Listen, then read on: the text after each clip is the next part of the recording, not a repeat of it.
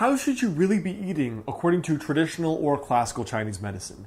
Now in this video, I want to introduce you to not only the foundations of dietetics or the traditional Chinese medicine diet, but also the overall encompassing theory of how diet plays into the underlying Chinese medical theory.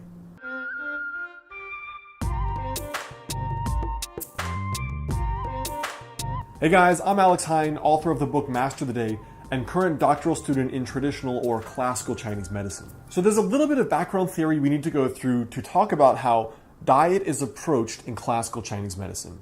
So the very first thing is that organs are associated with certain natures and flavors. So what that means is, for example, the spleen and the stomach are an organ pair that are linked, and they are associated with the flavor of sweet. The lung and large intestine, they are an organ pair, and they are associated with the flavor of spicy or acrid. The kidney and the bladder are considered an organ pair, and they are associated with salty. The liver and the gallbladder are an organ pair, and they are associated with the flavor sour. And then the heart and the small intestine are an organ pair, and they are associated with the flavor bitter. Now, what this means is that the ancient physicians observed that there was a relationship between certain foods and certain organs. So, for example, with spicy or acrid and the lung, it might be like, what is it? This is some hippie stuff. But if you think about what happens when you eat some really spicy chilies, what's the first thing that happens? Well, first of all, your nasal passages open up like this. Mucus starts coming out of your nose and your throat. You start salivating. The lungs open up more. It's because of the spicy nature of that food. And this is what the ancients observed regarding how food affects physical organs in the body. But the first concept here is understanding the energetics of food. So really what this just means is understanding the qi and the flavor. So the qi is typically the temperature of the food, and the flavor is the 5 flavors that we just talked about. So the qi could be, for example, hot, warm, neutral, cool, or cold. And the flavors are typically sweet, spicy, sour, bitter, and salty. So some examples of the qi or the temperature are something that's hot would be something like alcohol, or ginger, chilies, or peppers. Cool could be fruit juices or tomatoes, bananas. As far as meats go, warmer meats are beef and chicken.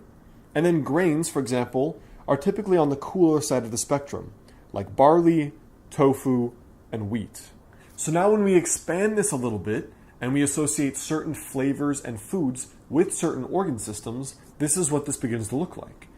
You have the spleen and the stomach, which are associated with sweet and are also associated with bananas, chicken, milk, pork, potatoes, and wheat. The lung and large intestine are associated with spicy or acrid and are associated with things like garlic, ginger, or chilies. The kidney and the bladder are associated with salt, like salt, crayfish, or oysters. The liver and gallbladder are associated with sour, like apples, grapes, plum, and even some cheeses. The heart and the small intestine are associated with bitter, with things like celery root, coffee, some tea, and some lettuces. Alright, so what does all this actually have to do with illness and with medicine? There are 2 really important concepts that it comes down to when it comes to what to eat based on your body, your constitution, your body's preferences, which one could call constitution, and if you already have an illness or not. So the first habit is to balance flavor and nature inside your own body based on where your body currently is. So let's say, for example, you have heat symptoms in your body. You always run hot, your face gets flushed easily, you sweat easily. The foundational principle is to avoid eating too much hot and spicy food. Pretty obvious, right? If you're already that hot, you probably don't even crave eating spicy foods to begin with. But you could also add in the addition of more cooling foods, cucumber, fruits, some of the grains that we mentioned before, as well as a whole list of cooling things. The second habit is to basically eat in certain ways that are associated with the health of the organ that you may have out of balance. So again, this is not necessarily something that would show up on a biomedical blood test or an exam from your physician. This is a Chinese medical diagnosis. So let's say, for example, like me, you have something called spleen qi deficiency. You show symptoms of bloating, of constipation, or even loose stools. You look pale, you're kind of low energy, you feel weak and tired sometimes. This would be a dietary approach for someone with spleen qi deficiency.